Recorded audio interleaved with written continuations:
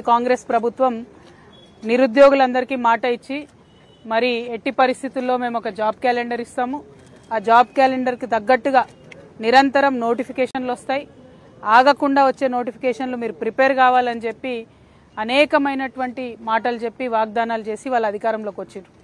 అధికారంలోకి వచ్చిన తర్వాత గత ప్రభుత్వం ఇచ్చినటువంటి నోటిఫికేషన్లు, వాటికి సంబంధించిన పరీక్షలు, అందులో వచ్చినటువంటి ఉద్యోగ నియామక పత్రాలు ఇచ్చుకోవడం తప్పితే కొత్తగా ఒక్కటంటే ఒక్క నోటిఫికేషన్ కూడా ఈ ప్రభుత్వం నుండి రానటువంటి పరిస్థితిని మనం గమనించవచ్చు. ఇవాళ ఆదిలాబాద్ జాగృతి జనంబాట కార్యక్రమంలో భాగంగా ఆదిలాబాద్లో ఉన్నటువంటి ప్రభుత్వ లైబ్రరీకి ఇక్కడికి రావడం జరిగింది.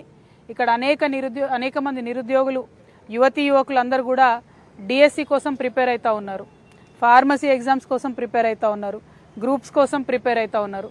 కాకపోతే వాళ్ళందరికీ కూడా ఒక కన్ఫ్యూజన్, ఎప్పుడు నోటిఫికేషన్ వస్తుంది, వచ్చేటటువంటి నోటిఫికేషన్కి ఎంతసేపు వెయిట్ చేయాలి, ఎన్ని రోజులు వెయిట్ చేయాలి, ఏమి అర్థం కాని పరిస్థితి ఉన్నది.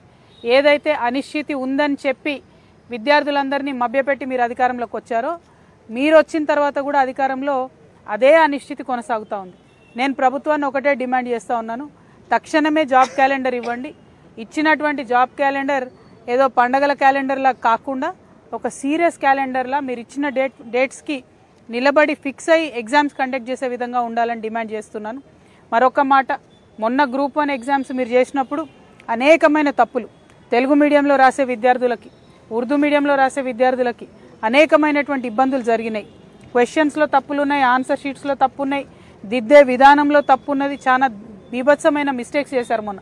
అట్లా కాకుండా మంచిగా క్వాలిటీ ఎగ్జామ్స్ పెట్టండి, కరెక్ట్గా నిర్వహించండి. ప్రతిపక్షాలన్నీ కూడా మీకు మద్దతు ఇస్తాయి. మీరు విద్యార్థుల పక్షాన ఉండండి, నిరుద్యోగుల పక్షాన ఉండండి.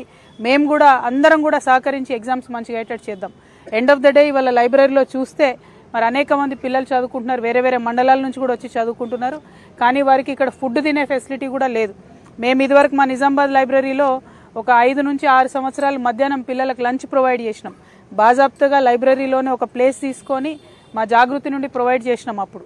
కానీ ఇక్కడ మరి నా ఒక్కదాని కోసం కాదు, ఒక నిజామాబాద్ కోసం కాదు, మొత్తం తెలంగాణలో ఉన్న 33 జిల్లాల్లో ఉన్న లైబ్రరీలో చదువుకునే యువతీ యువకుల కోసం ప్రభుత్వమే mid day meals programme start చేయాలని నేను ఈ సందర్భంగా డిమాండ్ చేస్తూ ఉన్నాను. ఎందుకంటే దీనివల్ల మండలాల నుంచి వచ్చేటటువంటి స్టూడెంట్స్కి, ఇక్కడుండి చదువుకునే స్టూడెంట్స్కి మంచి ఫెసిలిటీ అవుతుంది. అట్ ద సేమ్ టైం ఇప్పుడు ఉన్నటువంటి లైబ్రరీస్ కూడా చాలా చిన్నగా ఉన్నాయి. ఇప్పుడు ఇక్కడ చూసి వచ్చినాం, కరెంటు పోతే గంటలు వస్తలేదు ఇప్పుడు కరెంటు, దాంతో చదువుకోవడానికి కూడా ఇబ్బంది అవుతుంది. కాబట్టి ఇవన్నీ అంశాలు దయచేసి దృష్టిలో పెట్టుకొని లైబ్రరీ ఎవరైతే ఇక్కడ మరి ఇప్పుడు చైర్మన్ ఎవరున్నారో నాకు ఐడియా లేదు, కానీ ఎవరున్నారో తెలియదు, కనీసం పిల్లల కోసం ఇక్కడ ఇన్వర్టర్ అన్న జనరేటర్ అన్న ఒకటి పెట్టండి. కరెంటు పోయిన సందర్భంలో కూడా టైం వేస్ట్ కాకుండా వాళ్ళు చదువుకునే అవకాశం ఉంటుందని చైర్మన్ గారిని విజ్ఞప్తి చేస్తున్నా.